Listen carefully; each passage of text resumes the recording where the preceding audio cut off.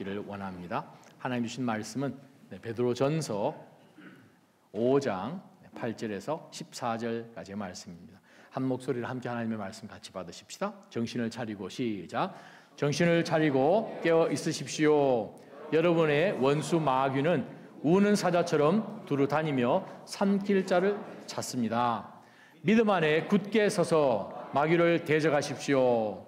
여러분이 알다시피 여러분의 형제들도 세상에서 같은 고난을 겪고 있습니다. 그러면 모든 은혜의 하나님, 곧 그리스도 예수 안에서 여러분을 그분의 영원한 영광 가운데로 부르신 분이 잠시 고난받는 여러분을 친히 온전하게 하시고 굳건히 세우시고 강하게 하시고 견고하게 하실 것입니다. 권세가 영원 무궁토록 하나님께 있기를 빕니다. 아멘. 내가 신실한 형제로 여기는 실루아노의 도움을 받아 여러분에게 간단히 썼습니다.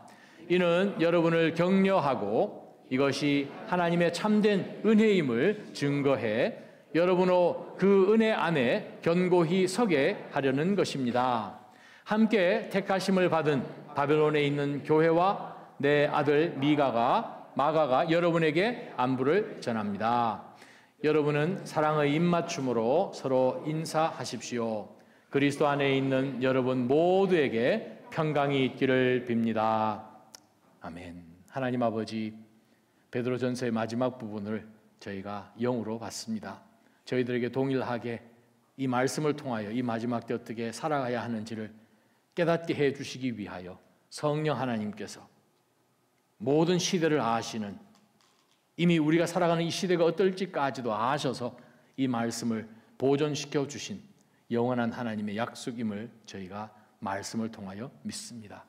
이 말씀을 인하여 이 마지막 때에 주님, 저희가 어떻게 대적하며 사탄을 영적 전투 가운데서 승리할 수 있을지를 깨닫고 순종하며 삶 가운데 그대로 적용하는 결단의 시간이 되게 하여 주옵소서. 모든 것 감사하며 예수님의 이름으로 간절히 기도합니다. 아멘. 앉아주시기 바랍니다. 오래전 얘기입니다. 한국에서 어느 교회의 장로님이 목사님을 너무 사랑하셔서 목사님 몸보신을 좀 시켜드려야 되겠다 해가지고 집에서 키우는 누렁이를 잡기로 결정을 했습니다.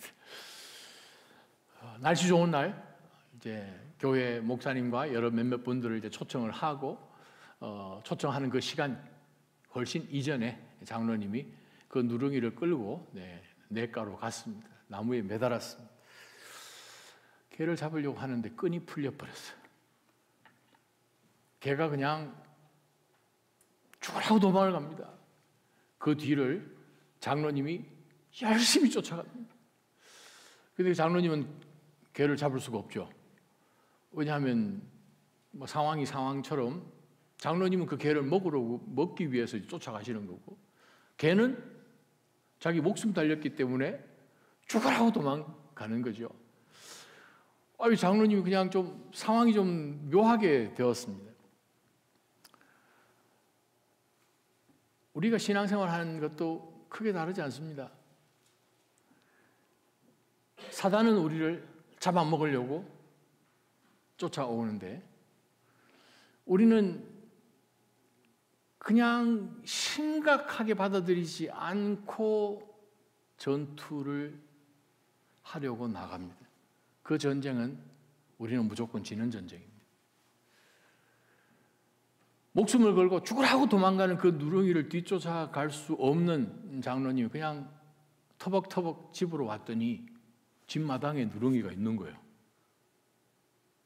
집 마당에 자기 집 조그마한 그 앞에 지금 눈치를 이렇게 보면서, 그래서 장로님이 이놈 여기 있네, 이놈 이거 확실하게 잡아야 되겠다라고 생각을 하는데 누렁이가 눈치를 이렇게 보면서 꼬리를 쫙 내려서 장로님 앞으로 오는 거예요. 슬금슬금 와가지고 그냥 몸을 이렇게 비비는 거예요. 그렇지 않아도 지금 장로님 마음이 지금 미안한 것이 지금 많은데 이놈이 나를 믿고 그냥 자기 몸을 이렇게 비비면서 그냥 곁을 떠나지 않는 거예요. 그런 가운데 장로님 마음이 참 좀 그래서 누렁이를 잡지 않고 옆에서 꾀꾀거리는 거위를 잡았다고 합니다. 그러고 난 다음에 그날 저녁에 장로님이 이제 식사를 다 마치고 이제 손님들 가시고 저녁에 이제 샤워하고 하나님의 말씀을 보다가 갑자기 어떤 영적인 깨달음이 있었다는 거죠. 말씀을 묵상하는데 너 장로야, 이 누렁이도 너가 잡아먹으려고 하는데도 불구하고 주인을 신뢰하고 끝까지 와서 너 앞에 나오는 그것을 보는데 너는 과연 하나님을 그렇게 신뢰하고 끝까지 그 앞을 떠나지 않고 정말 꼬리를 흔들면서 나왔던 그 누렁이만한 그런 믿음이 너한테 있냐? 하는 그런 깨달음이 있었다는 거예요. 정말 우리가 우습게소리 이야기이지만 참 영적으로 우리에게 시사하는 바가 굉장히 큰 것을 우리가 특별히 베드로전서 제일 마지막 부분을 읽으면서 다시 한번 깨닫습니다. 왜냐하면 바로 이 베드로전서를 받는 그리스도인들은 정말 죽을 목숨을 피하면서 하루하루 그냥 서바이버 하듯이 그렇게 살아가고 있는, 누구도 그 사람들을 인정해 주지 아니하고 쫓겨다녀서 다 잃어버리고 정말 피하면서 살아가는 그러한 사람들이 세상의 눈으로 보게 되면 루저들이죠.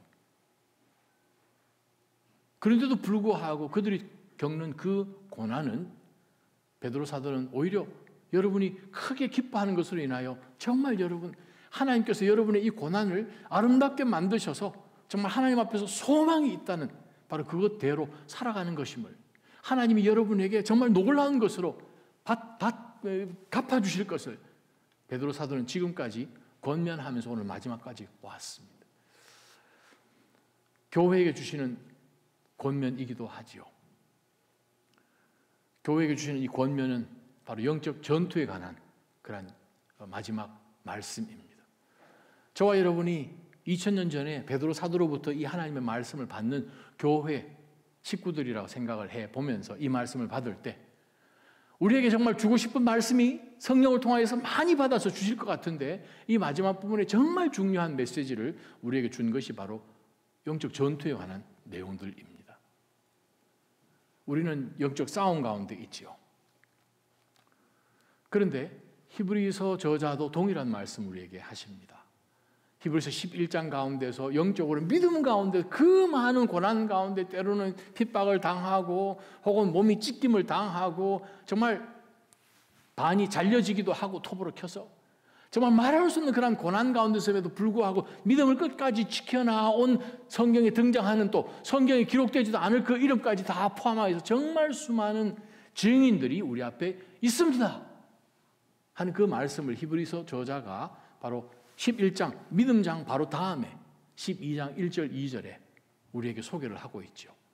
그러므로 우리는 정말 우리 앞에 달려가신 그 예수 그리스도를 끝까지 바라보면서 우리에게 하나님께서 허락하신 그 경주를 우리가 마쳐야 됩니다.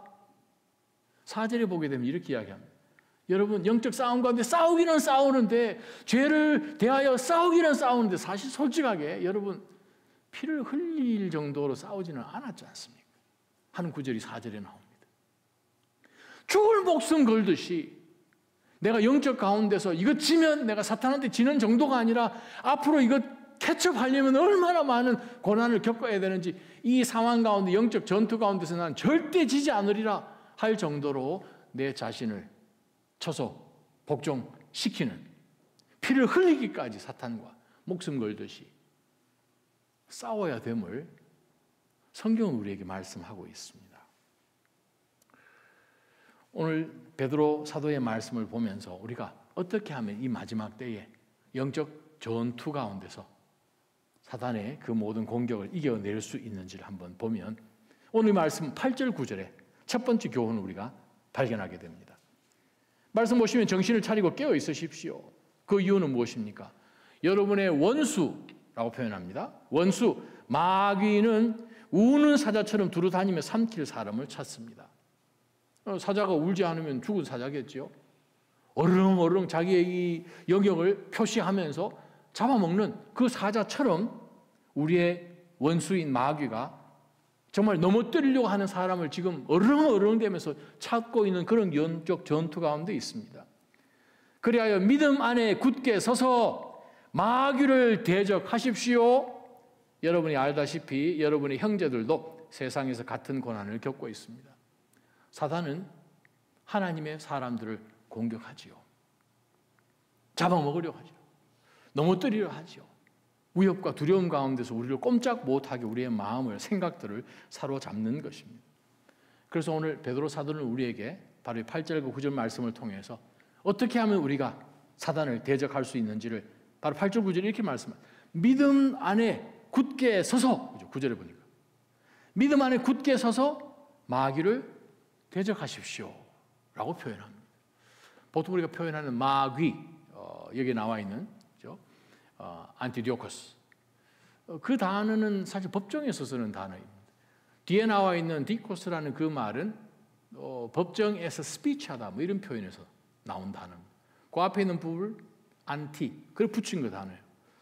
그 원 사전 찾아보면은 accuser라는 뜻입니다. 고소자, 고발하는 자. 요한계시록 12장 10절에 보게 되면 사도 요한을 통하여서 하나님께서 주신 말씀 가운데서 사탄을 어떻게 표현을 하는가 하니, 자, 저기 보게 되면은 우리 형제들을 어떻게 해요? 고소하는 이, 고소하는 자. 그래서 이 마귀라는 단어가, 여기 나와 있는 단어는 고소하는 자라는 뜻입니다. 헬라 원어가.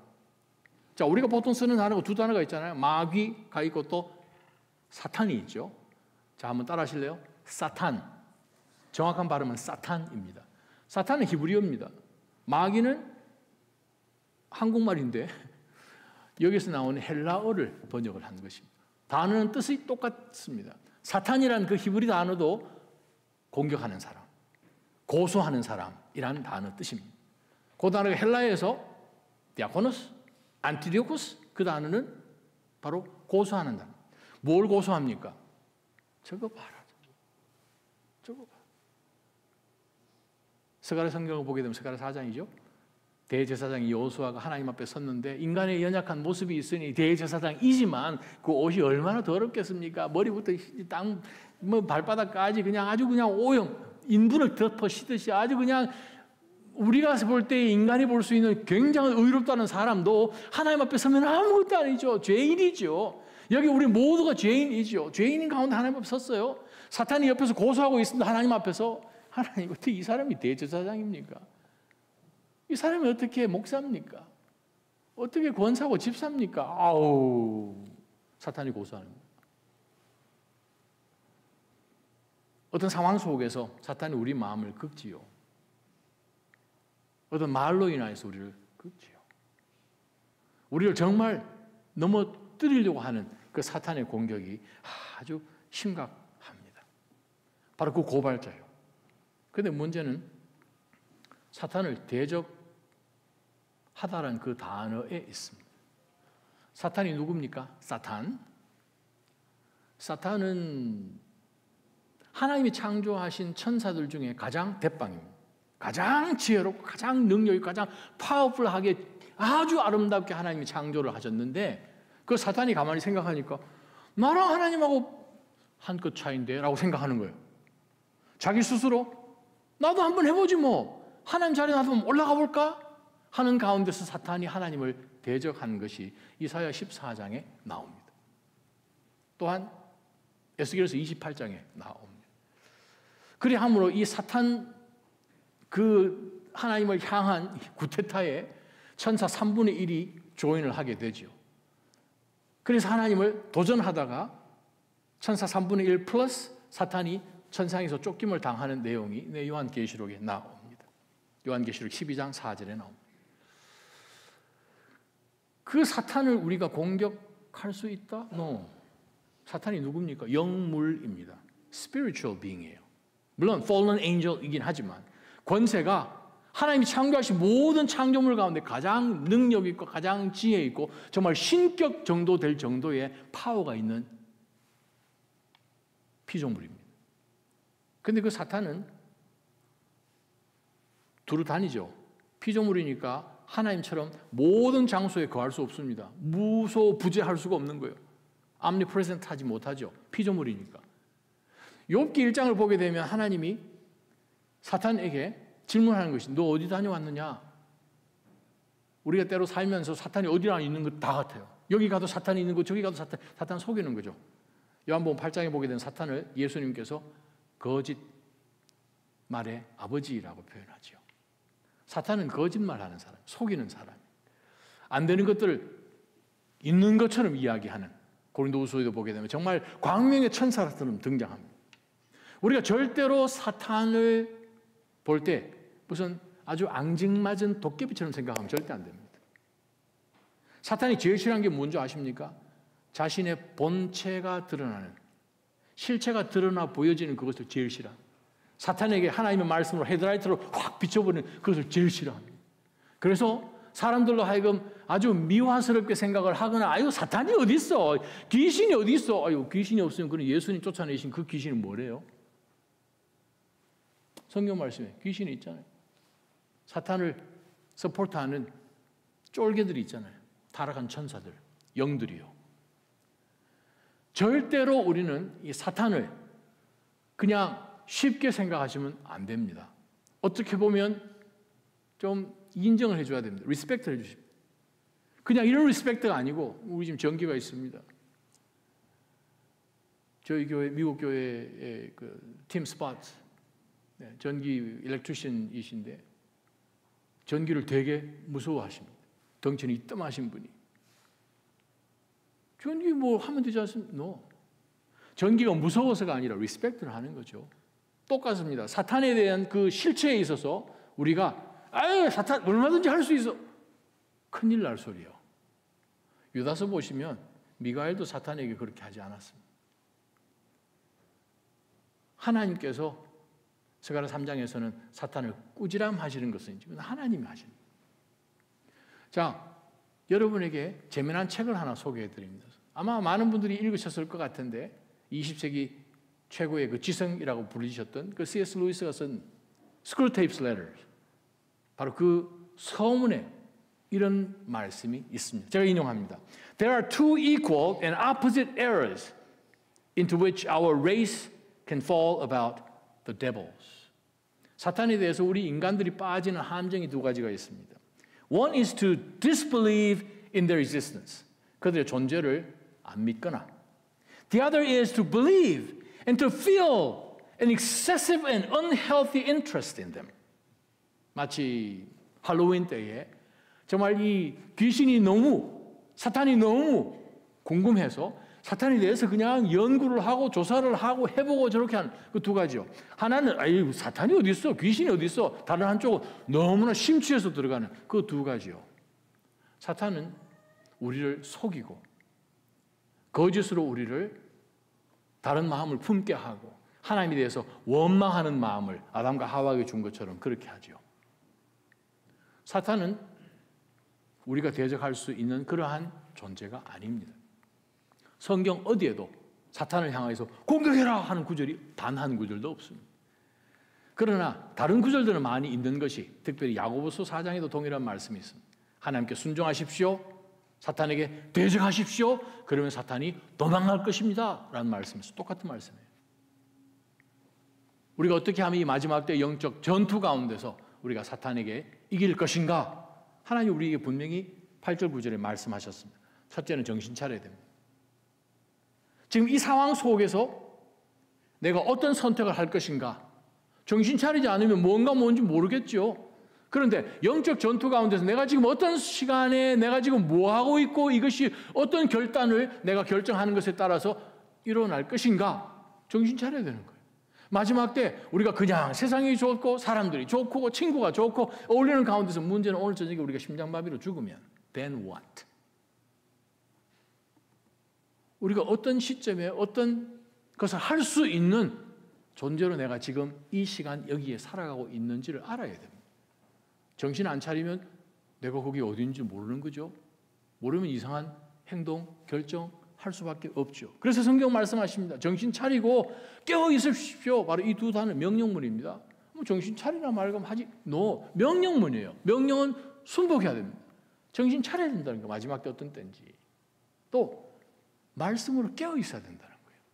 그냥 내가 깨어 있는 것이 아니라 영적인 싸움인데, 에베소서 6장에 보게 되면 하나님의 전신 갑주 이야기를 하면서 우리에게 우리가 싸우는 것은 혈과 육이 아니라 그랬어요. 비록 히브리서 저자가 피를 흘리기까지 싸우지 않, 물론 육의 싸움인 것 같은데, 물론 육을 통한 영적인 싸움이죠. 대상은 누굽니까? 공중 권세 잡은 사탄이죠. 사탄의 무리죠. 그들을 통해서 등장하는 모든 권력들이죠. 우리를 어떻게 해서든 영적으로 옥죄어서 진리를, 세상을 안도록, 성경에 있는 모든 진리들을 거부하고, 그럴 수도 있지 뭐 다른 진리도 많지 않습니까? 하는 것처럼 모든 신앙에 있어서 혼합주의적인 그냥 다 섞어버리는 것. 정신 차리지 않으면 우리는 괜찮은 것처럼 생각한다는 거예요. 그래서 오늘 말씀은 우리에게 깨어 있으십시오. 깨어 있어야 되는 이유는 우리 지금 바로 옆에, 바로 뒤에, 내 바로 앞에 입 벌리고 있는 사탄이 있다는 것을 기억하시기 바랍니다. 그럼 어떻게 이길 수 있습니까? 성경이 이렇게 이야기하네요. 믿음 안에 굳게 서라. 믿음이 무엇입니까? 믿음은 하나님의 약속입니다. 하나님의 말씀이요, 성경책입니다. 굳건하게 서다라는 표현은 성경 곳곳에 등장하지요. 출애굽기 14장을 보게 되면 이스라엘 백성들이 홍해를 지금 건너가야 되는데 뒤에는 이집트 군대들이 쳐들어오고 앞에는 홍해가 나와 있고, 이거 진퇴양난이잖아요. 쿨드색. 어떻게 해야 됩니까? 뒤로도 못 가고 앞으로도 못 가고. 그런 가운데서 모든 백성들이 그냥 동요하면서 그냥 원망하고 울고 지금 꼼짝 못하고 있는 상황 속에서 하나님이 모세를 통해 이스라엘 백성들이 주신 말씀은 딱 한 말씀이에요. 두려워하지 말고 굳건하게 서라. Stand firm. 굳건하게 서는 거예요. 서고 하나님의 구원을 보라. 그거밖에 없습니다. 굳건하게 서는 거예요. 사탄 앞에 우리가 이겨낼 수 있는 것은 서 있는 것입니다. 어디에? 믿음이에요. 말씀이에요. 거짓말에 속지 않고 마음을 하나님의 말씀으로 잘 지켜서 사단에게 대적하고 있는 것입니다. 역대하 20장에 보게 되면 여호사밧 왕과 이스라엘 백성들이 적군들을 대하는데 모압과 암몬과 무온 족속들이 쳐들어오는 가운데서 동일한 말씀을 하나님께서 야하시엘에게 주시죠. 전쟁이 우리에게 속한 것이 아니다. 우리를 불렀던 찬양처럼. 이 전쟁 우리가 그래요. 영적인 전쟁 우리가 어떻게 싸웁니까? 우리가 영물도 아닌데. 어느 사람이 용하다 그러면 우리가 막 가고 싶잖아요. 자녀 열심히 잘 키워도 자녀 결혼할 때 되면 권사님들이 전 보러 간다는 얘기도 제가 들었습니다. 이사하려면 손 있는 날, 손 없는 날 막 계산하잖아요. 영적인 문제는 영적인 싸움입니다. 어떻게 이길 수 있습니까? 하나님이 나에게 주신 영적인 이 진리의 약속들을 위해 하나님이 말씀하셨으니 세상이 두 쪽 나도 일어나겠지요. 언제나 오십니까 메시아여. 그들이 수천 년 동안 기다리는 가운데서 때가 참에 하나님께서 예수 그리스도 보내신 것처럼 약속하신 하나님의 말씀은 단 하나도 그대로 베이그하게 돌아오는 것이 없음을 말씀하시죠. 이사야 7장에 보게 되면 하나님께서 이사야를 통해서 임마누엘, 하나님의 놀라운 권세를 가진 구원자를 보내주시는 그 메시지 컨텍스트 가운데서 이사야가 이렇게 이야기합니다. 제가 여러분에게 그 말씀을 읽어드리면 이렇습니다. 하나님의 말씀을 믿지 않으면 어떻게 굳게 설 수 있으리요? 아멘. 하나님의 말씀을 믿지 않으면 어떻게 굳게 설 수 있으리요? 굳게 서는 것은 얼마나 중요한지 모릅니다. 너희가 믿지 아니하면 결코 굳게 서지 못하리라. 고린도전서 16장 13절입니다. 믿음에 굳게 서서 남자답게 서 있으라. 굳게 서다는 이 단어는 사실상 군대 용어죠. 군인들이 딱 버티고 지금 있는 것입니다. 지금 명령만 떨어지면 가서 그냥 이제 점령을 해야 되는 굳게 서 있는 상황입니다. 굳게 서 있는 거죠. 여러분은 저랑 비슷비슷한 아마 연배이시니까 브레이브 하트 영화 기억하시죠? 언제 제가 중고등부에서 영어 예배로 브레이브 하트 얘기하니까 아무도 몰라요. 그래서 제가 내가 나이가 넘었구나. 브레이브 하트 보게 되면 멜 깁슨이 데니얼 월러스 역으로 지금 나와 있는 영국군을 대항해서 싸우는 스코틀랜드의 지금 군인으로 지금 군 리더로 지금 하고 있는데 결정적인 그 순간까지 기다리고 있잖아요. 나무 막대를 그냥 끝을 뾰족하게 되어서 말들이 쳐들어올 때, 마병들이 쳐들어올 때 자기 힘은 요즘에 탱크 부대 같은 그 마병을 이길 수가 없죠. 지금 나무 토막을 아주 그냥 날카롭게 해서 지금 마지막 한순간에 지금 해결을 봐야 됩니다. Wait! 얼마나 빨리 들고 싶겠어요. 마음이 급한데, 두려운데. 이게 들고 좀 하고 싶잖아요. 하나님의 말씀 가운데 말씀을 믿지 않으면 어떻게 굳게 서리요? 말씀 위에 설 것을 성경은 우리에게 권면하고 계십니다. 예수님께서 이 땅 가운데 오셔서 예수님은 하나님이십니다. 하나님 본체세요. 성자 하나님이 이 땅 가운데 성육신 하셔서 오셨는데 마태복음 4장에 보게 되면 성령에 이끌려서 예수님이 광야로 가셔가지고 사탄에게 공격을 받으셨어요. 이게 도대체 무슨 시츄에이션입니까? 하나님이 사탄에게 공격 받으십니까? 말 안 되는 소리잖아요. 또 성령 하나님이 뭐 하시려고 성자 하나님을 광야로 인도하셔서 사탄에게 노출시키십니까? 그것도 공격받게. 신학적으로 희한한 이슈죠. 우리에게 본을 보이신 거죠. 우리에게 본을 보이시잖아요. 예수님께서. 공격 당하실 때마다 예수님께서는 하나님의 말씀으로 단칼에 단번에 그냥 사탄을 그냥 없애실 수도 있는 분이십니다. 그러나 하나님께서는 우리를 먼저 구원하시는 그 구원 계획이 먼저 와야 되기 때문에 요한계시록 19장, 20장까지는 예수님 기다리셔야 되거든요. 하나님의 타이밍까지. 사랑하는 나자임 성도 여러분, 말씀 위에 말씀을 믿는 그 믿음 갖고 굳게 서서 사탄이 아무리 여러분에게 거짓말로 귓속말로 속삭여도 내 마음 가운데 하나님께서 주신 그 약속 때문에 우리의 마음과 생각을 지켜주심을 여러분 놓치지 마시기를 주님의 이름으로 축원합니다. 그것이 주님이 보여주신 것이에요. 그거 외에는 다른 것 없습니다. 마틴 루터가 그런 얘기 했죠. 내 머리 위에 새가 다니는 것은 내가 어떻게 할 수는 없지만 내 머리 위에 둥지 터는 것은 내가 막을 수 있다는 거예요. 사탄이 여러분 주위에 아무리 10바퀴를 돌든 100바퀴를 돌든 어떤 공격 가운데 여러분에게 던져줘도 여러분 마음이 사탄을 향해서 열리지 않게끔 하는 것은 우리 할 수 있습니다. 우리의 귀가, 우리의 눈이, 우리의 몸이, 우리의 생각들이 사탄 앞에 삼켜지게끔 허락해줘서 안에서 내 문을 열어주는 그것은 내가 결정할 수 있습니다. 사탄을 대항하여서 믿음 가운데 약속 위에 굳게 서 계시기를 주님의 이름으로 축원합니다. 10절 11절 보게 되면 그러면 우리가 그렇게 서면 어떻게 됩니까? 모든 은혜의 하나님 곧 그리스도 예수 안에서 여러분을 그분의 영원한 영광 가운데 부르신 그분이 잠시 동안 고난받고 있는 여러분을 친히 네 가지를 하실 것입니다. 강조를 해서 온전하게 하시고 지금 좀 모자라죠? 부족한 것이 inadequate 하잖아요. 근데 온전해질 것입니다. 또 지금은 좀 약한 것 같으나 굳건하게 세울 것이고 더 든든하게 강하게 세울 것이고 또 견고하게 할 것입니다. 특별히 두 번째는 굳건히 세우고라는 이 단어는 구절에 나왔던 굳게 서서 하고 똑같은 단어입니다. 설 수 있도록 해주십니다. 지금 한쪽 다리도 좀 시원찮은 것 같고 세상에도 발 하나 있는 것 같고 흔들흔들 할 때 있지만 하나님께서 우리를 네 가지를 해주세요. 온전하게 하시고 굳건하게 세우시고 강하게 하시고 견고하게 하실 것을 믿으시기를 바랍니다. 권세가 영원 무궁토록 하나님께 있기를 빕니다. 아멘. 두 번째부터 영적 교훈은 바로 이것입니다. 그리스도를 통한 하나님의 은혜가 내게 있음을 기억해야 된다는 거예요. 하나님 우리 가운데 어떤 일을 하시고 우리 가운데 어떤 놀라운 보상을 해주시고 사탄을 얼마든지 말씀 가운데 우리가 우리 스스로 서 있으면 이긴다는 그 약속뿐만 아니라 하나님의 은혜가 그리스도 예수 안에서 우리에게 이미 주어졌다라는 사실을 기억하라는 거예요. 영적인 전투죠. 우리의 마음 빼앗지 않습니까? 하나님의 은혜가 우리 가운데 있어야 되는 거예요.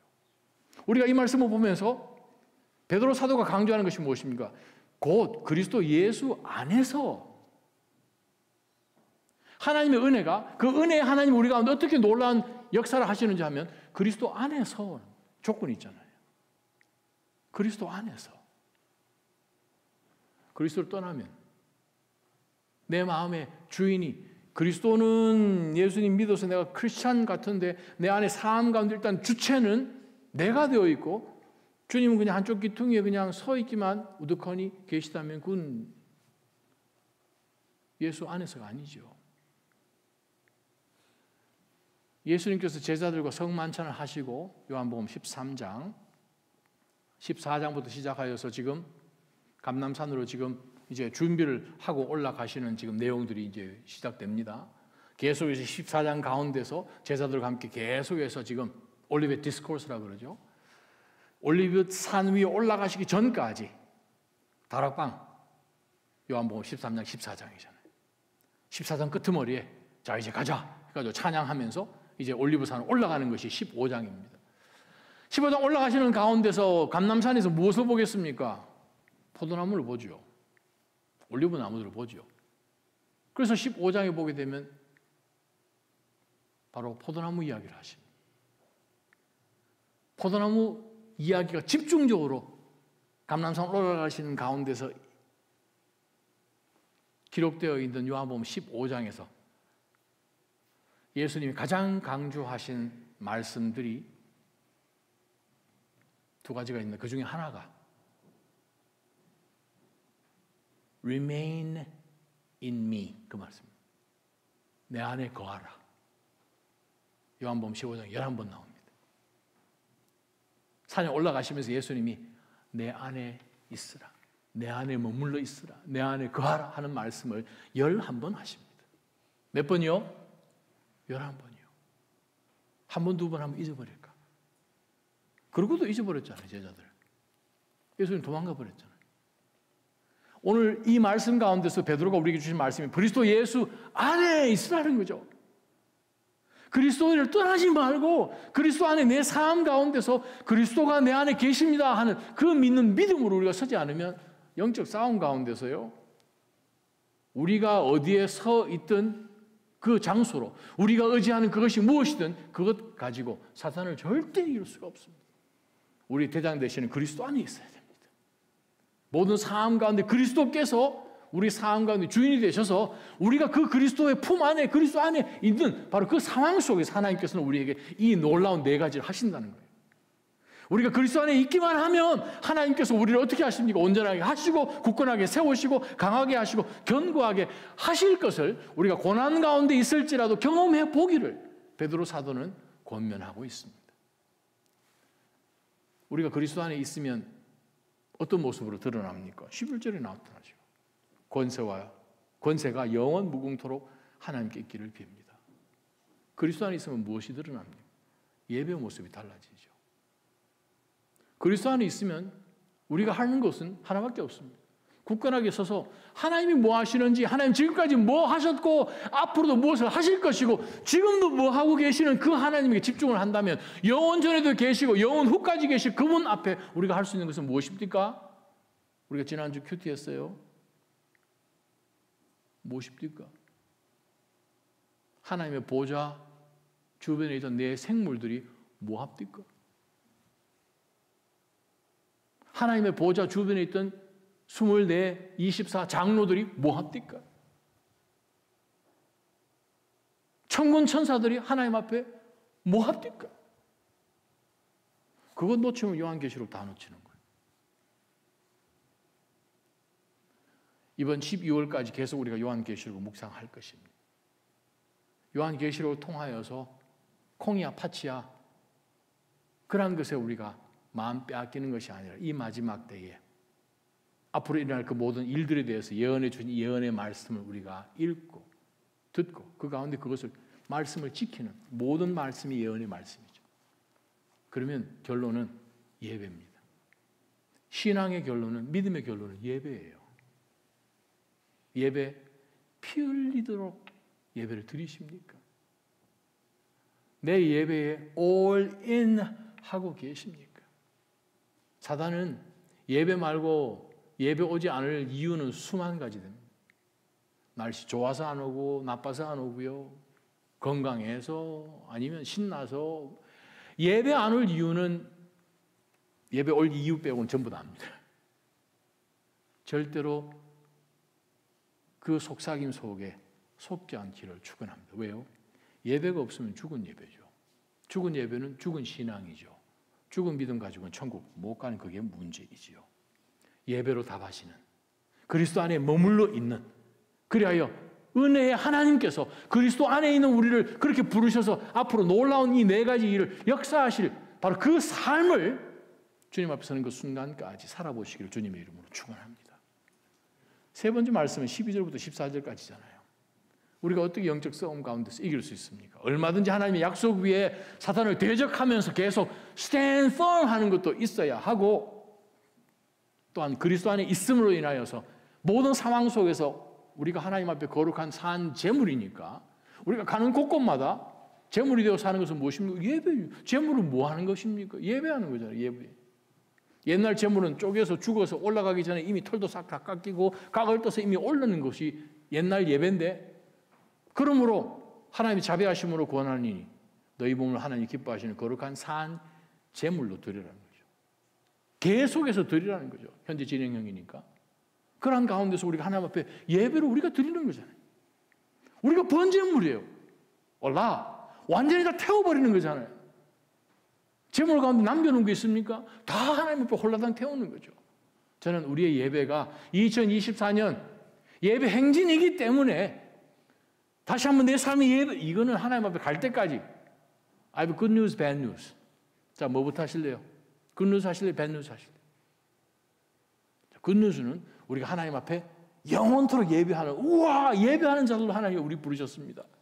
bad news는요, 사실 이건 뭐 good news이긴 한데 잘못 들으면 bad news입니다. 천국 가서 우리가 할 수 있는 게 예배밖에 없어요. 갑자기 천국 안 가고 싶으십니까? 아유, 다른 거 할 거만 하는데. No. 요한계시록 묵상해 볼수록 천국 가서 하는 것은 이거 예배밖에 없는 거예요. 영원토록 존귀하신 그분께 24 장로들이 구약의 12지파, 신약의 12사도를 통하여서 교회가 세워져서 하나님께서 모든 민족들 가운데 이방 민족들까지 다 하나님의 백성으로 부르시는 이 모든 민족들, 믿는 백성들을 대표하는 24명들이 하나님으로부터 면류관을 받았습니다. 이 면류관 하나님 앞에 써가지고 폼 잡을 새가 어디 있습니까? 예배 드려야 되는데. They cast their own diadems at his feet. 예수님의 발 앞에 그의 머리에 있는 면류관들을 던지잖아요. 예배밖에 없어요. 그러면 우리가 이 땅 사는 동안 예배가 익숙해지기를 주님의 이름으로 축원합니다. 예배가 익숙해져야 돼요. 안 익숙하면 여러분 영원토록 그거 어떻게 하겠습니까? 여기서 아주 익숙해 주셔야 돼요. 예배 드리는 그런 모습과 자세가 영원토록 그거 할 건데, 다른 거 하는 데는 많습니다. 지옥 가시면 돼요. 그건 아니잖아요. 오늘 보세요.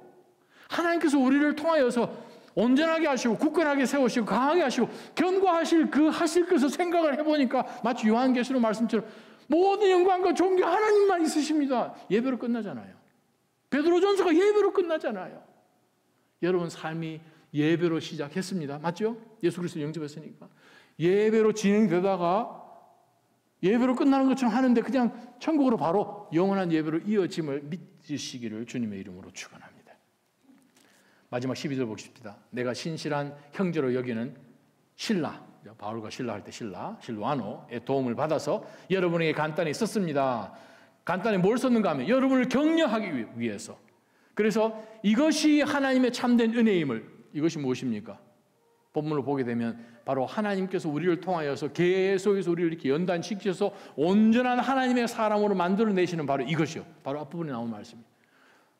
그러나 베드로전서 전체를 바라봤을 때에 1장부터 쭉 나왔던 여러분이 잠시 고난을 당하지만 여러분이 크게 기뻐하는 이유는 주님 다시 오시는 그 순간에 영광 가운데 우리를 맞으시는 그 놀라운 영광의 그 순간이 우리에게 생명의 멸류관을 주시는 그 순간이 기다리고 있음을 알기 때문에 바로 여러분에게 바로 이것이 하나님의 참된 은혜. 고난 가운데 있지만 고난을 우리가 영원토록 겪는 것도 아니고, 고난이 있지만 내 힘으로 이길 수 있는 그것이 아니라 하나님을 의지할 때 매 순간순간 얼마든지 사탄을 대적하고 이길 수 있는 바로 이 은혜이기 때문에 그것을 제가 여러분에게 증거하기 위해서, 두 번째, 여러분으로 그 은혜 가운데 견고하게 서게 하려고 제가 이 편지를 씁니다. 함께 택하심을 받은 바벨론에 있는 그녀와, 헬라 원문에는 교회라는 단어가 안 나옵니다. 근데 그녀라고 표현을 했는데 에클레시아, 교회는 여성형이죠, 헬라어에서. 바벨론에 있는 그녀와, 대부분 신학자들은 교회로 상정을 하구나. 로마가 뭡니까? 바벨론 같은 곳이죠. 로마 이 제국 가운데 사는, 그래서 이 로마 교회에 있는 그리스도인들과 내 아들, 영적인 아들 요한 마가와 여러분에게 안부를 전합니다. 여러분은 사랑의 입맞춤으로 서로 인사하십시오. 그리스도 안에 있는 여러분 모두에게 평강이 있기를 빕니다. 무슨 뜻입니까? 어떻게 하면 우리가 영적 싸움 가운데서 사탄을 이길 수 있습니까? 은혜 안에 모두 견고히 서도록 돌아보라는 거예요. 11절, 12절, 13절 보게 되면 공동체를 이야기하고 있습니다. 신실한 형제로 여깁니다. 내 형제입니다. 도움을 받아서 여러분에게 씁니다. 여러분을 격려하고 여러분에게 증거하고 여러분으로 그 은혜 가운데 견고히 서게끔 하려는 것입니다. 함께 택함을 받은 바벨론에 있는, 로마에 있는 교회와 내 아들 마가가 여러분에게 안부를 전합니다. 무슨 관계가 있어서? 그 중에 대부분은 본 적도 없을 텐데 한 교회니까요. 한 하나님의 패밀리이니까요. 돌아보라는 거예요. 말세의 특징이 무엇입니까? 자기만 중요하게 생각합니다. 여러분 다음 주에 오실 때까지 우리 성도님들 성함 다 한번 암송 한번 해보십시오. 다 알아야 됩니다. 몰라도 그만, 알아도 그만처럼 우리가 한 주 지나지 않습니까? 공동체는 서로서로 알아야 돼요. 안부를 전한다는 것은 그 개인의 삶 가운데 어떤 일이 일어나기 때문에 어떻게 지내고 계십니까? 그 일은 어떻게 되었습니까? 안다는 거죠. 그냥 say hello for me 그게 아니고 안부를 묻는다는 무슨 뜻입니까? 그 사람이 지금 어떤 상황 가운데 있는지 지금 그 삶 속에 인게이지하라 그 뜻이잖아요. 히브리서 10장 23절, 4절, 5절을 보게 되면 하나님의 말씀 같이 한번 읽어볼까요? 시작. 우리가 고백하는 소망의 믿음을 단단히 붙듭시다. 이는 약속하신 분이 신실하시기 때문입니다. 또한 우리는 사랑과 선한 일들을 격려하기 위해 서로 돌아봅시다. 어떤 사람들의 습관과 같이 우리들 스스로 모이는 일을 소홀히 하지 말고 오히려 서로 권면합시다. 또한 그날이 다가오는 것을 볼수록 더욱 그렇게 합시다. 주님 오신 그날이 점점 다가옵니다. 말세예요. 말세 옆 사람 눈에 안 들어오고 나밖에 안 보이죠. 그런데 성경은 뭐라고 말씀하십니까? 서로서로 격려하라는 거예요. 격려한다는 그 단어가 서로서로 카우보이, 텍사스 가면 카우보이들이 많이 있죠. 카우보이 부츠 뒤에 있는 뭡니까? 말을 타고 가는데 말 옆구리를 찌를 수 있는 스퍼라고 그러죠. 뾰족뾰족하게 생기는 링 같은 그것을 카우보이 부츠 뒤에 달아놓죠. 그 단어입니다. 마지막에 올수록 옆 사람을 찔러라는 거예요. 옆구리를 찔러라는 거예요. 정신 차리도록. 모이도록. 주님의 날이 하나 더 가까이 다가올수록 더욱 우리가 모이기에 힘써야 되는 거예요. 왜? 공동체니까요. 그렇게 우리가 그리스도 안에서 하나가 될 때에 교회는 영적 싸움 가운데서 얼마든지 이길 수 있지요. 그럴 때 우리는 그리스도의 사랑으로 주변 사람들에게 그 사랑을 전할 수 있게 됩니다. 여러분은 사랑의 입맞춤으로 이 사랑이 어디서 나왔길래? 예수님께서 우리 가운데 주시는 그 아가페 사랑이에요. 세상에 그러한 사랑으로 입맞춤하는 것이 아니라 그리스도를 통하여서 우리 가운데 부어주신 하나님의 그 사랑, 하나님의 사랑이시니까 그 사랑을 그리스도께서 우리 삶 가운데 보여주셨기 때문에 내가 너희를 사랑하는 것처럼 너희도 서로 사랑해야 너희가 내 제자임을 세상이 알 것이다 라고 했으니 교회의 정체성은 서로 사랑하는 것입니다. 서로 거룩한 입맞 좀 하는 거예요. 서로 인사하는 것입니다. 여러분 함께 일어나서 인사하십시오. 그거 아니에요. 교회는 그거 아니에요. 서로 인사하는 것입니다. 정말 입만 안 맞췄지 정말 서로 하고 어떻게 지냈는지 그게 교회입니다. 그래야 교회는 영적 전투 가운데 이깁니다. 그렇지 않으면 이미 전쟁에 진 거예요. 아니, 전쟁은 주님께서 이기셨지만 십자가 위에서 전투에서는 진 거예요. 내 전쟁은, 내 싸움은 진 거예요. 믿음 가운데 이기시기를 주님의 이름으로 축원합니다.